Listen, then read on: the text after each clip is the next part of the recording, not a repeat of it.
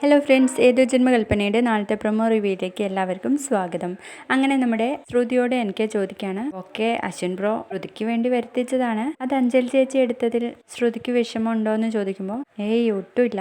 അത് കൊടുത്തപ്പോൾ അഞ്ജലി ചേച്ചിയുടെ മുഖത്തുണ്ടായ സന്തോഷം അതിനും വലുത് വേറെ ഒന്നുമില്ല. അഞ്ജലി ചേച്ചിന്റെ മുഖത്ത് വീണ്ടും ചിരി കൊണ്ടുവരാൻ ആ പൂക്കൾക്കായല്ലോ എന്ന് ചോദിക്കുമ്പോഴായിരിക്കും നമ്മുടെ അശ്വിൻ അങ്ങോട്ടേക്ക് വരുന്നത്. ശ്രുതിയുടെ ഈ വാക്കുകൾ കേൾക്കുമ്പോൾ അശ്വിന് വല്ലാത്തൊരു സന്തോഷം തോന്നുകയാണ് കേട്ടോ.